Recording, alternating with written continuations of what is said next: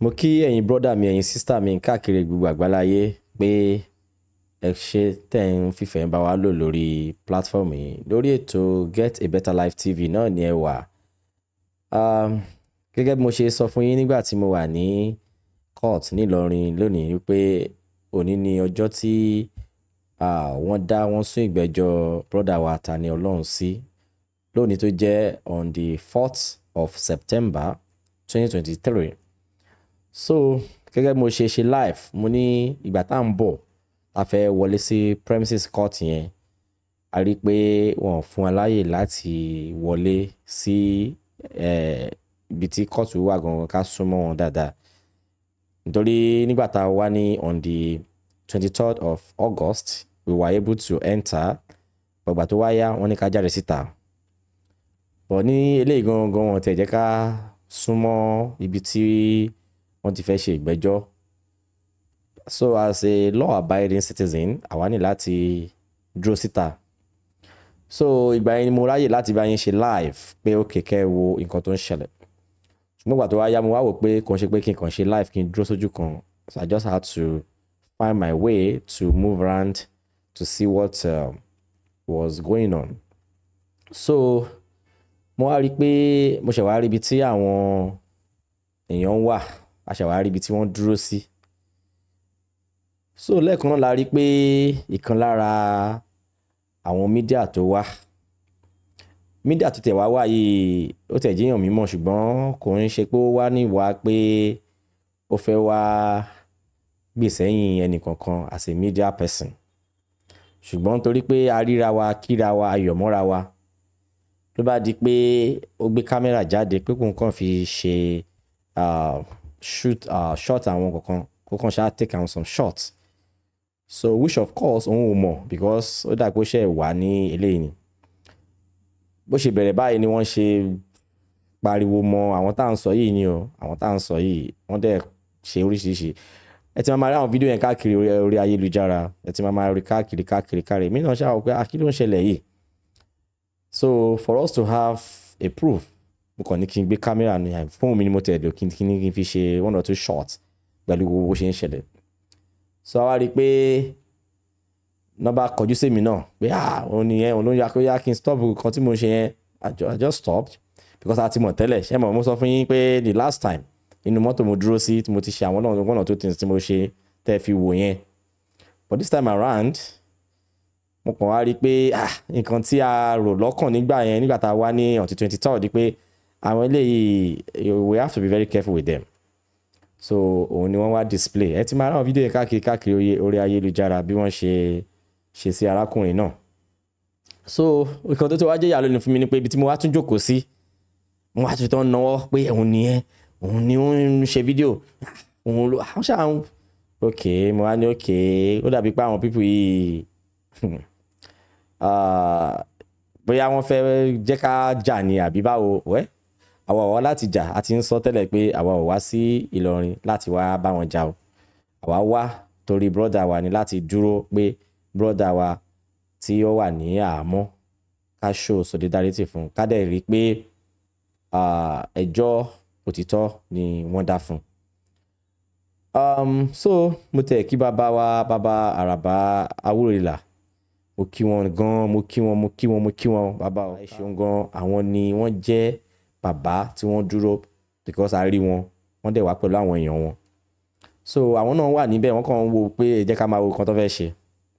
Gẹ́gẹ́ bí a ṣe máa ń sọ pé àwọn babaláwo wa wọ́n ń ṣe oníjàgídíjàgan. Sùúrù ni wọ́n fi máa ń tú ọ̀rọ̀. So a dẹ̀ rí pé bàbá wa Awúrelà wọ́n fi sùúrù yẹn wọ́n fi ń wò wọ́n pẹ̀lú gbogbo bó ṣe ń ṣe ń bẹ̀ yẹn. Ṣùgbọ́n pẹ̀lú bí Olódùmarè ṣe ń ṣe ọlá ẹ̀, a rí pé we were not pushed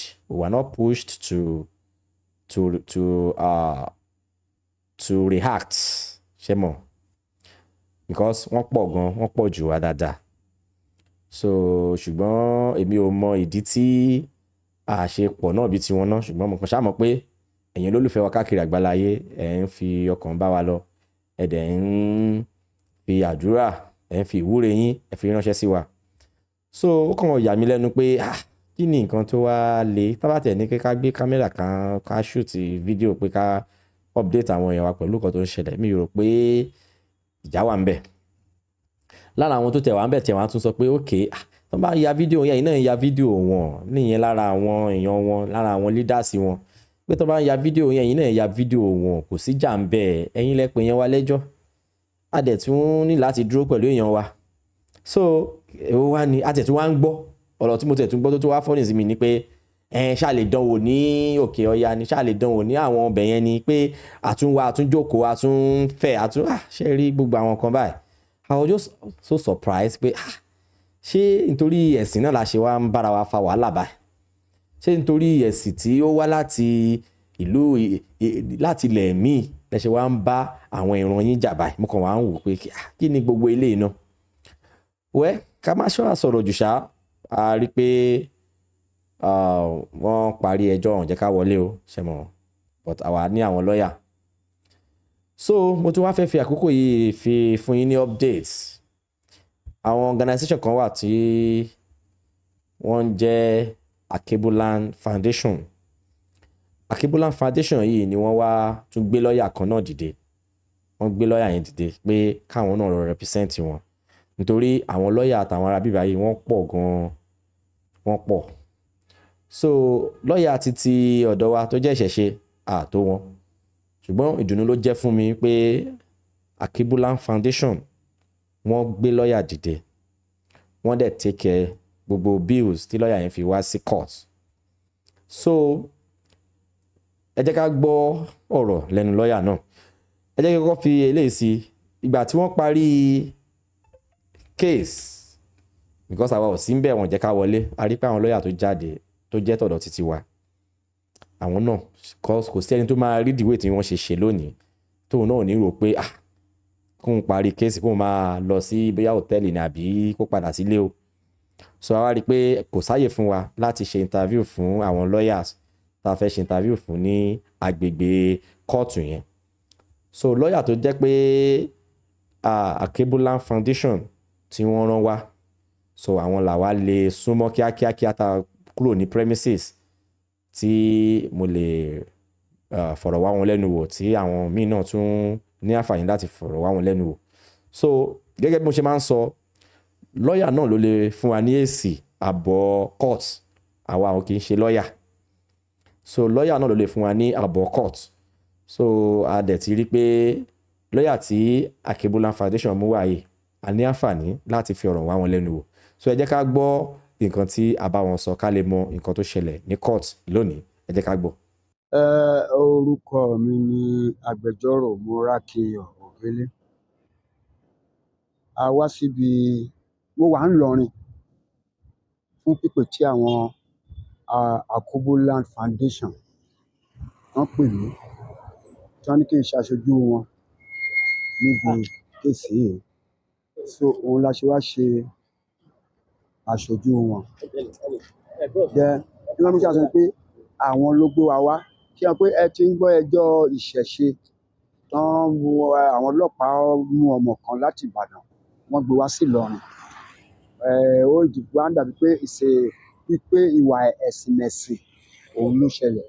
Tó bá tó ṣe lé Alkebulan mo ṣe sọ, ìlú òyìnbó làwọn ẹ̀ gúnlẹ̀ sí. They are people of diaspora. So àwọn ló ní ká wá represent wọn. Wọ́n fi ṣàtìlẹ́yìn fún ẹni tó ń gbé wá láti Ìbàdàn. A ò lọ síbi ẹjọ́ yẹn lénìí.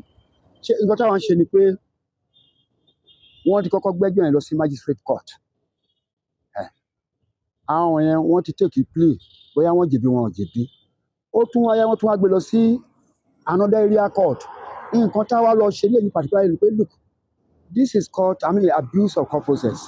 Ń ṣe kóòtù yìí dá tí a bá máa appear the same charge ẹ̀sùn tó fi kàn wọ́n, ẹ̀sùn tó fi kàn wọ́n ní magistrate court, òun náà fi kàn wọ́n ní area court. Òun la fi wá wọlé ni pé eléyìí tó wà ní area court wọ́n bá wa dà yẹn sọnù, ká kúkú fèsì eléyìí tó wà ní magistrate court. Because òfin ò gbààyè kó máa fáìlì ṣáàjì, kó máa pẹjọ́ káàkiri the same everything, the same account, the same everything. So òun la ṣe wá sọ pé òun la ṣe wá sí court lénìí tí court fi kún pé àwa atótónu wa lé nínú court pé ìdí ẹ̀ tán fi máa da case tó wà ní area court yẹn kán jẹ́ ká padà sí magistrate court àti take plea wa bóyá àjèbí àti sọ́lọ́hún. Then application for bail ọ̀la ló yẹ kó wáyé ọjọ́ 5 oṣù kẹsàn-án. Sọ̀rọ̀ àyè ni pé àwọn ẹ̀ ń sìn wá fi ìgbẹ́jọ́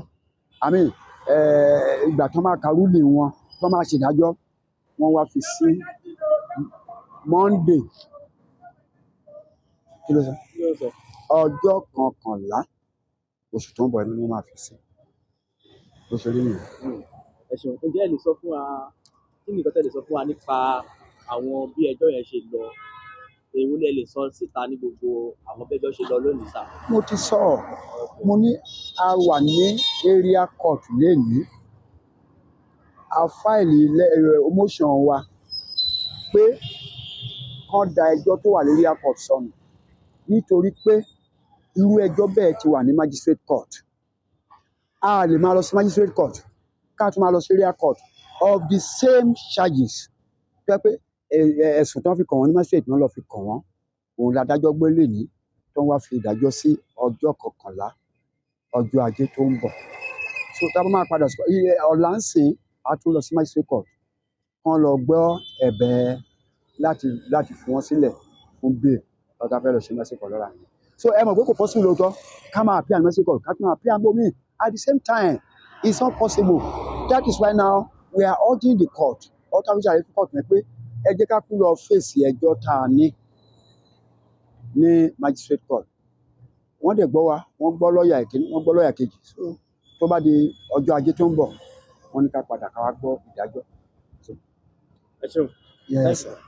So ẹ káàbọ̀ padà. So ohun tẹ́ ti gbọ́ yẹn gbogbo bí ẹjọ́ ṣe lọ bí ó ṣe ṣẹlẹ̀ ni ẹ ti gbọ́ yẹn. So a dẹ̀ rí i pé unfortunately a wá rí i pé notification wa wà pé strike warning strike ó máa ṣẹlẹ̀ ó máa bẹ̀rẹ̀ ní ọ̀la tí pé paper tẹ̀ wá gbé gan at least paper gbé pé strike máa bẹ̀rẹ̀ ní ọ̀la. So tẹ́lẹ̀ ti mọ̀ pé ó yẹ kí ìgbẹ́jọ́ míì kó ṣẹlẹ̀ ní kóòtù míì ní ọ̀la tó jẹ́ on 5th.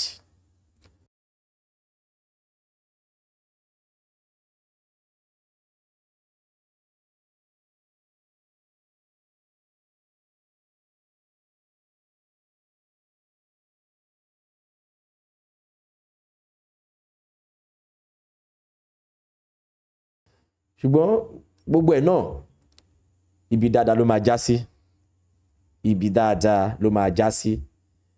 Gbogbo ilé tó ń ṣẹlẹ̀ yìí ó kàn ń fún ìṣẹ̀ṣe ní orúkọ ní gbogbo àgbáláyé gbogbo Nàìjíríà ló ti mọ̀ pé ìṣẹ̀ṣe is back and better. So nǹkan kan náà ló máa ṣẹlẹ̀ tí kankan máa fi ṣẹlẹ̀.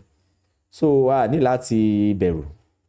Inú mi kàn ń dùn pé gbogbo bá ṣe ń lọ sí court bá ṣe ń lọ àṣejàgídíjàgan àbẹ́ anybody jà.